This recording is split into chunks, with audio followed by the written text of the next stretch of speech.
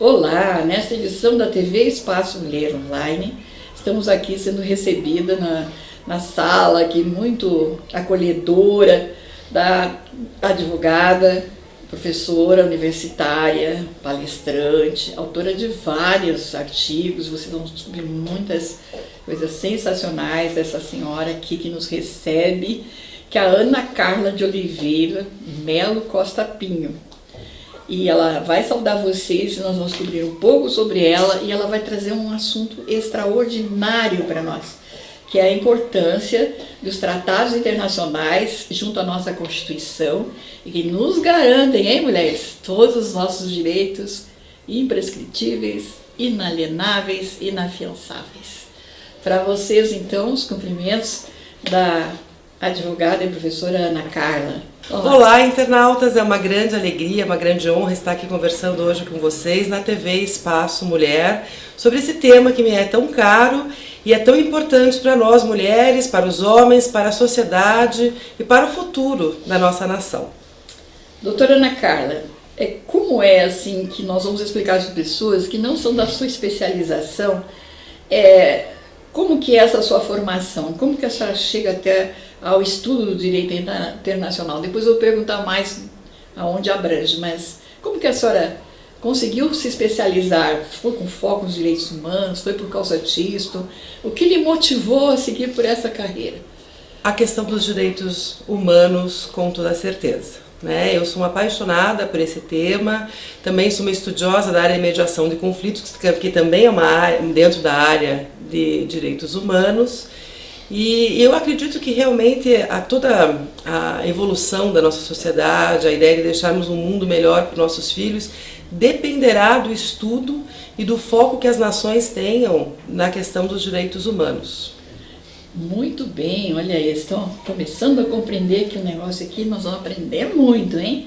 Agora me diga uma coisa, quais são as áreas principais que o direito internacional abrange, pensando no campo humano, pensando no campo das negociações internacionais? Pois é, o direito internacional é um ramo do direito que trata da relação entre estados e organizações internacionais, ou seja, como essas relações vão ser constituídas em relação aos direitos e às obrigações. É um ramo vasto, um ramo amplo, de muitas subespecializações, como por exemplo direitos humanos, questão do comércio internacional, a questão de refugiados, a questão de meio ambiente, a questão de desenvolvimento sustentável, direito marítimo, direito aeronáutico, as questões relacionadas com o direito das mulheres, o direito das minorias, ou seja, é um direito que tem um âmbito muito vasto, O que nos é interessante refletir aqui um pouco é como a legislação internacional é produzida. Ela é produzida, em especial, pelos tratados internacionais. Esses tratados internacionais, eles passam por uma série de etapas que se iniciam com a negociação e vão ser concluídos com a ratificação.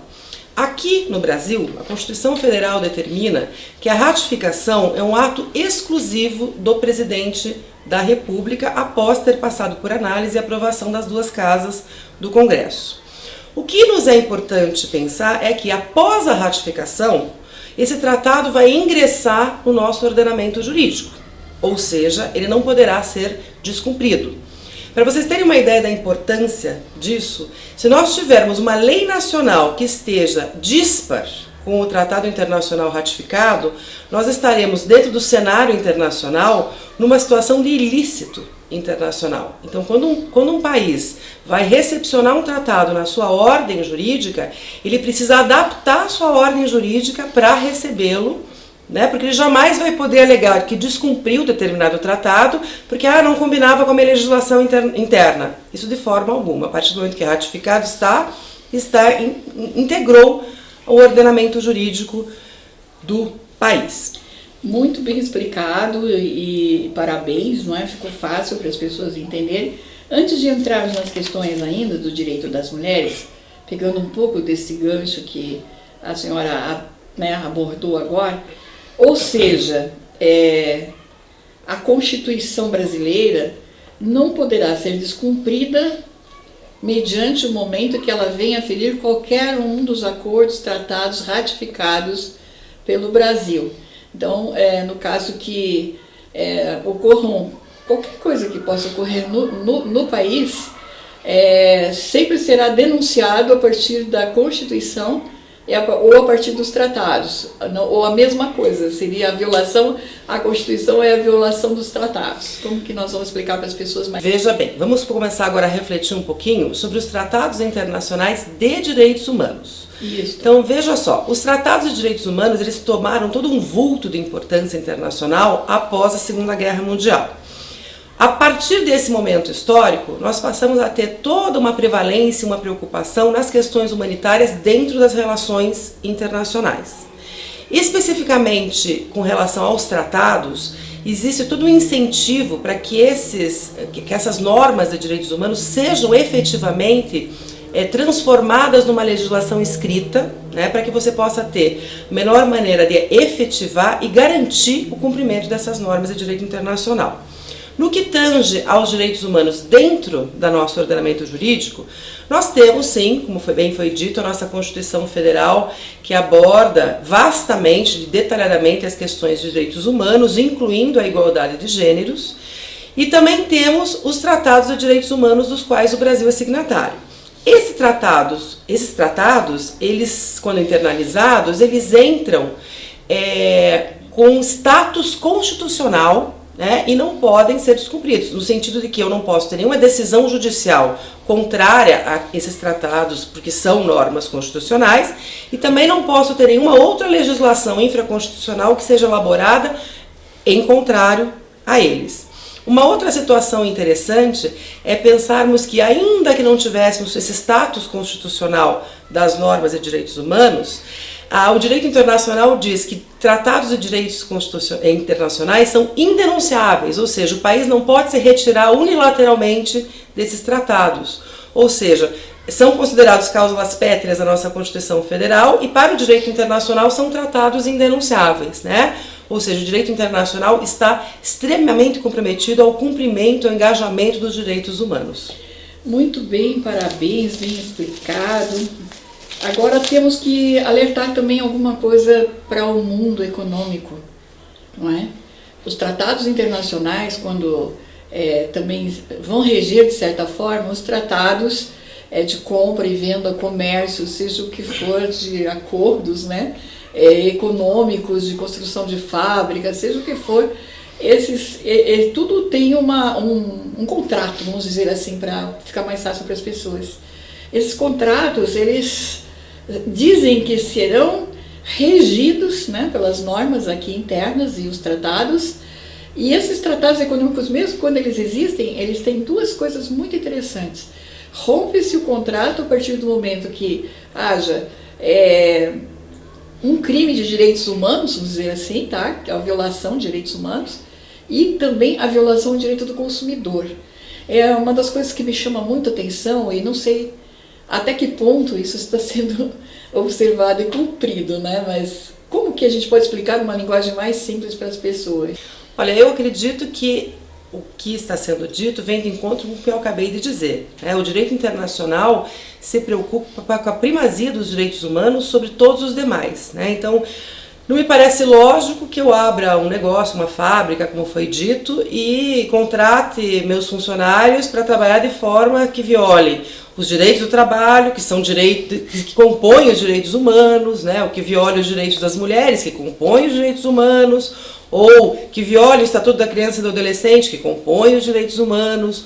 Ou seja, né, é uma repetição de uma preocupação que já está dentro do direito internacional, mas que me parece muito bem-vinda, pois realmente não só os ordenamentos jurídicos nacionais, como também os blocos econômicos, precisam voltar os seus olhos para a necessidade de ressaltar e garantir, ainda que seja no bis in idem, né, que esses direitos sejam observados. Muito bem, o direito do consumidor, o direito da pessoa em dívida, é engraçado, isso também está dentro disso, Ninguém pode ser pressionado do ponto de vista econômico. E ninguém mais pode ser preso por dívida civil, à exceção da dívida de pensão alimentícia. Isso também é uma conquista que foi advinda dentro do nosso ordenamento jurídico com uma decisão do STF baseada no Pacto de São José de Costa Rica, que também é um tratado de direitos humanos. É muito importante que as pessoas entendam isso, principalmente nós mulheres, que acabamos sendo ameaçadas, né, de fazer um movimento feminino.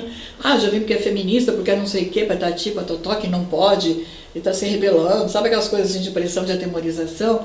E então as mulheres, elas têm que entender que elas têm muito garantias também internacionais.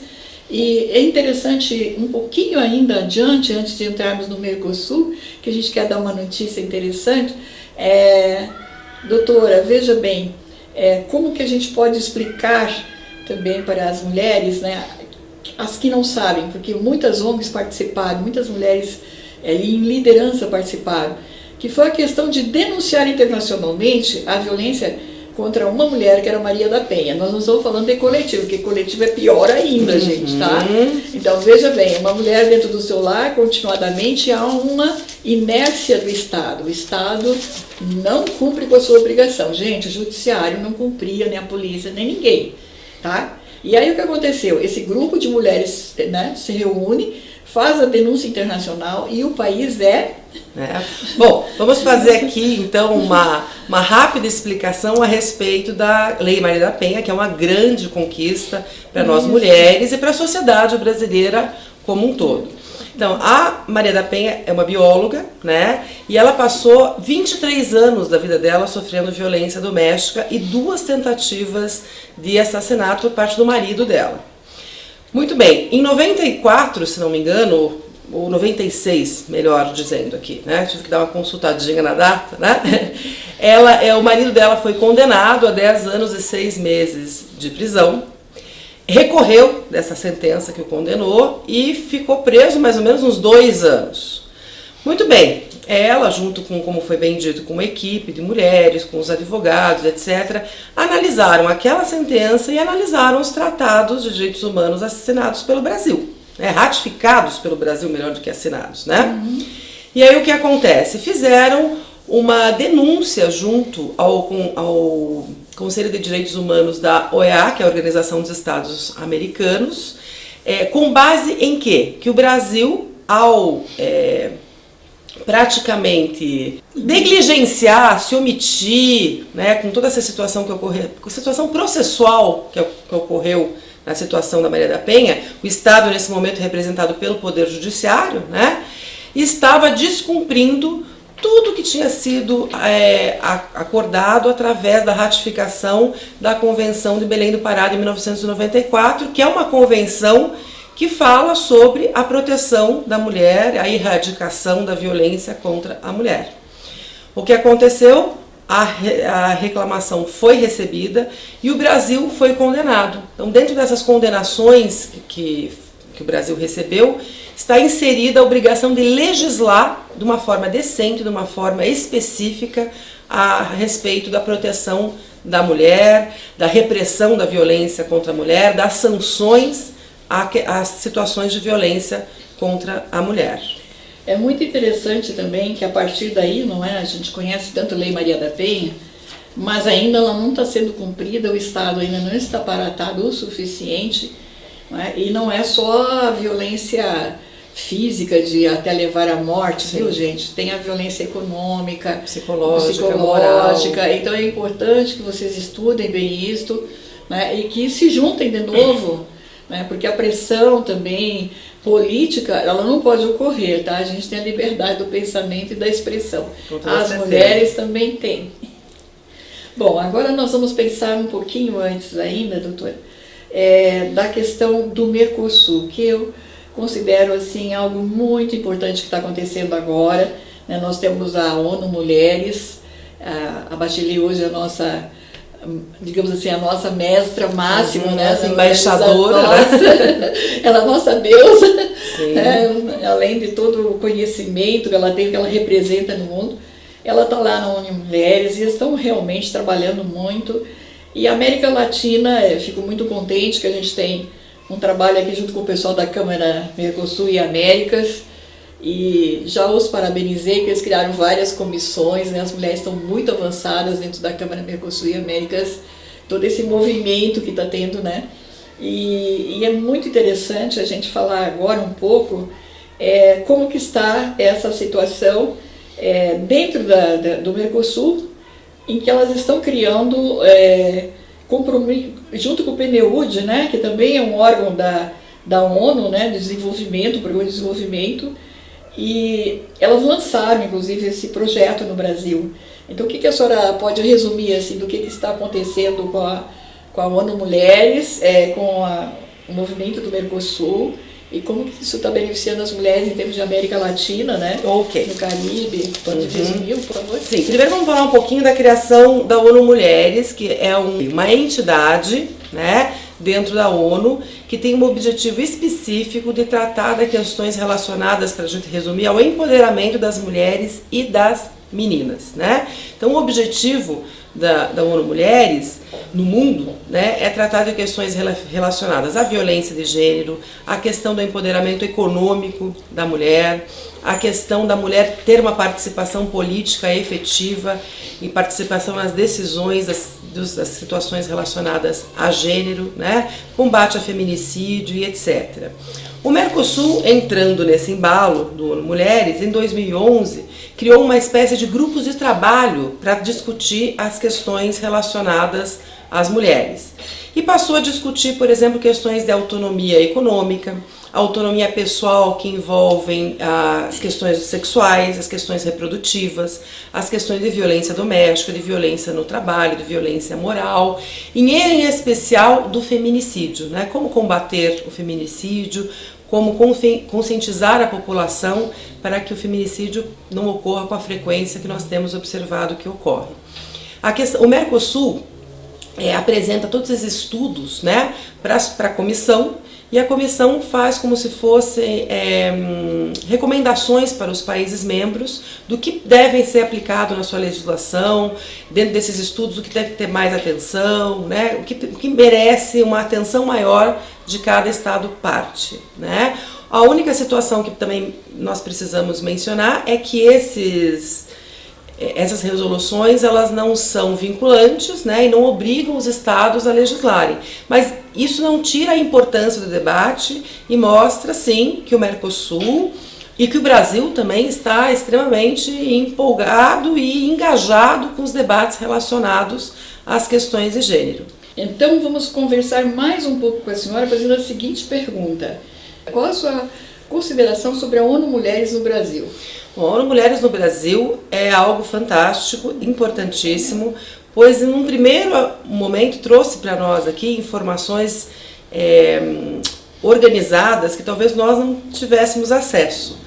Por exemplo, a América Latina e o Caribe são o lugar mais violento para as mulheres. O Brasil ocupa o primeiro lugar em taxa de violência contra a mulher fora do ambiente doméstico e o segundo lugar em taxa de violência dentro do ambiente doméstico. Ou seja, a ONU Mulheres entra no Brasil para promover estudos a respeito de toda essa situação, né? Ou seja, temos legislação, porque nós temos mais ou menos 94% dos países dentro da América Latina e do Caribe com legislação em questões de direitos humanos das mulheres, porém nós temos uma disparidade, temos a legislação, mas continuamos com essas altíssimas taxas de violência. Então a ONU Mulheres vem até aqui para perguntar o que está acontecendo e para pesquisar como isso está acontecendo e para sugerir medidas. Algumas dessas medidas já estão até chegando no Conselho Nacional de Justiça, que recentemente editou 3 resoluções, uma delas sobre a mulher em cárcere, a mulher mãe em cárcere, né? Uma outra a respeito da mulher no Poder Judiciário e uma que me parece muito importante e interessante, que é na questão de educarmos para a igualdade de gêneros e colocarmos esse debate sobre direitos humanos dentro do currículo escolar. Porque é muito mais fácil você ensinar a criança a respeito disso do que você lá na frente punir o homem que acha que é ok bater na mulher. Claro que nós também temos projetos para trabalhar com esse homem agressor, seja na área da justiça restaurativa, dentro da mediação, seja nas constelações familiares. O Poder Judiciário do Brasil tem se preocupado também com isso. Mas ainda assim a gente vê que, apesar dos avanços, temos muitos desafios ainda para serem administrados, né? Também devemos ressaltar aqui, até passei alguma literatura para que a senhora observasse a sua opinião, né? A gente tem alguma vivência também com o pessoal daqui do Mercosul e Américas da Câmara, que é um pessoal formidável com a gente, sempre atento, apoiando, não é? Então nós estamos sabendo que é um grupo de mulheres muito estudiosas, maravilhosas, que fazem parte, né, do Mercosul e estão pesquisando soluções para a América Latina o Brasil é algo que desperta muito em relação ao índice de violência, embora nós temos a maior população, uma das maiores populações do mundo, né? Claro que o nosso índice vai ser maior, mas a violência também ela não está sendo, como muito bem disse a senhora, conduzida para que ela acabe, né? Muitas vezes só colocar na prisão não vai acabar a violência, o indivíduo sai de lá ainda às vezes mais violento, né?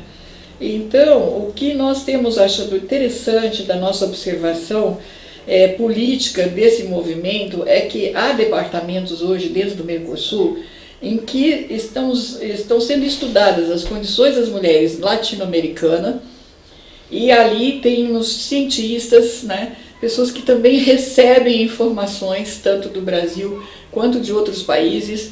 Se necessário, elas também formulam, né? Porque nós temos um problema, a América Latina toda fala espanhol, nós falamos português. Sim. Né? Então, se alguém tiver que fazer uma denúncia, alguma coisa que seja em espanhol, que é o segundo idioma, né, digamos, é mais falado do mundo, né? O primeiro seria o inglês, que são mais, digamos, para vocês entenderem assim, mais comerciais, mais sociopolíticos, né? Então, elas estão muito atentas a essa nossa necessidade como brasileiras também. Então, a sua opinião sobre o que leu aí, sobre as comissões das mulheres lá no Mercosul é importante. Então, eu acho fantástico encontrarmos aliadas, né, dentro do Mercosul, e nós, mulheres, sabermos, né, que se porventura não encontrarmos nos nossos países aonde quem possa nos socorrer, né, aonde receber informações, podemos sim procurar essas comissões do Mercosul, e seremos recebidas, seremos orientadas e poderemos até encontrar ali uma eventual assessoria jurídica, né? Então é muito importante, inclusive, observar que o nosso bloco, né, o bloco do Mercosul, está realmente voltado e comprometido com essas questões de gênero, né? E também junto com o Mercosul Educacional, também pensando nessas questões de trabalharmos essas questões desde cedo na escola, de fazerem parte do currículo, né? A questão da cidadania. Então, eu gostei muito dessa sua consideração também. O tempo está, né, se esgotando e nós temos que perguntar assim, o que mais que a senhora quer expor para nós, sobre palestras que possa fazer, se ministra algum curso livre para alguma ONG, algum grupo que queira saber mais, né? Porque é importante também nós sabermos que a nossa legislação brasileira ela tem todo um trâmite internacional que a gente não pode excluir, porque são, como a senhora acabou há pouco de provar, quer dizer, teve uma saída e por ali nós conseguimos não só ajudar aquela mulher, mas todas as outras mulheres que estavam sendo violentadas, né, que continuam. Né? Então criou-se um recurso que, embora o Estado não está aparatado o suficiente para atender essa demanda ainda, né? Mas as suas considerações são muito importantes nessa hora para a gente concluir, tá bom? Pois então, concluindo, eu gostaria de dizer que eu acho que a luta pela igualdade de gêneros, a luta contra a violência contra a mulher, ela é de todos nós. Ela não é só das mulheres. Eu acredito que nós precisamos conclamar os homens para que também se engajem nessa luta, porque isso não vai melhorar só a vida das mulheres, isso melhora a vida em sociedade. A sociedade é de todos nós, né? Dentro desse aspecto, eu sou uma promotora da cultura da paz. Eu acho que nós temos que aprender a nos relacionar, sermos educados para convivermos de uma forma harmônica, para nos comunicarmos de uma forma urbana, de uma forma diplomática e sempre não violentamente, né? Também conclamo você, mulher que está aqui nos assistindo, se você é vítima de violência, denuncie, né? Vá à delegacia, faça o boletim de ocorrência, ligue para o 190, corra atrás das medidas protetivas que estão previstas nessa Lei Maria da Penha. A gente sabe que elas são aí objeto de muitas críticas, né, que não funcionam, mas também não é bem assim, porque se você liga para o 190 e fala, olha, o meu ex-marido está descumprindo a medida protetiva, você receberá um atendimento da Polícia Militar em caráter emergencial. Então é necessário que você busque sim a sua proteção, a proteção dos seus filhos, né? Você, homem que está nos ouvindo, pense, né? Pense conosco, une-se à nossa causa, né? Somos todos seres humanos antes de sermos homens e mulheres, estamos falando de direitos humanos. Direitos humanos são para todos, absolutamente todos, né? E como eu disse para vocês, esse assunto de direitos humanos é extremamente caro para mim, tanto que há 10 anos eu venho ministrando cursos de férias na Faculdade de Direito de São Bernardo, intitulado Cinema e Direitos Humanos. Agora, na próxima semana, haverá um curso que eu vou ministrar. Também ministro aulas nessa temática em pós-graduações, inclusive na área de serviço social. E tenho proferido aí várias palestras a respeito dessa gestão de conflitos, feminismo, luta contra a violência contra a mulher e luta contra a violência em geral, e pacificação nas famílias, pacificação social. Agradeço o convite para estar participando aqui com vocês da TV Espaço Mulher e me coloco à disposição para uma próxima conversa. Muito obrigada. Olha aí, viram só quanto que nós vamos aprender com ela, hein? Mas veja bem, nós antes de encerrarmos a minha palavra, eu quero fazer justiça, né? Lembrar o CEGIL, o Centro pela Justiça e pelo Direito Internacional, o CLADEM, Comitê Latino-Americano e do Caribe para a Defesa e Direitos das Mulheres, não é? O CIDH-OEA, que é a Comissão Interamericana de Direitos Humanos da Organização dos Estados Americanos. Enfim, nós temos, são organizações respeitáveis que estão também atuando, né, na proteção nossa. Bastaria que a pessoa tenha o acesso, que é o mais difícil, mas alertar as ONGs femininas que se juntem a esses grupos, a esses blocos, não é? E ajudem as outras mulheres, porque quando nós tivermos bastante representações internacionais, as coisas vão andar, viu, gente? Porque enquanto nós estamos tudo calma, tudo tranquila, tá tudo bem, tá tudo em ordem, tá tudo em paz. Agora, se vocês estão contentes com isso, vocês continuam assim, senão a gente tem que começar a se juntar com esses grandes grupos de defesa dos direitos humanos internacionais, né, que ela também citou tão bem aqui, e participarmos mesmo, tá? Fazermos também nossos grupos de estudos, querer saber mais. É importante estudar espanhol, porque nós estamos tudo nos blocos da Latinoamérica, para poder fazer um enfrentamento internacional ficar melhor, tá? Então aqui uma dica. E para encerrar, homens, dia 15 de julho, dia do homem, eu participei, gente, eu juro que eu construí essa data para vocês também, tá? A nossa saudosa idealizadora, e digo para vocês que foi baseado também na conquista do homem, né? Chegar à lua. Nossa, foi debatido muito que tinha que ser essa data aí. Então, vamos cuidar da saúde de vocês, tá? As mulheres são grandes colaboradores, mas nós precisamos de vocês colaborando conosco. Quem é contra a violência para as mulheres, nos ajude. Dá uma chamadinha no colega lá e diz assim, oi, vai, trata melhor essa mulher aí. Tá legal? Muito obrigada, um grande abraço. Gente querida, minhas queridas amigas, até a próxima edição. Um beijo no coração, até lá.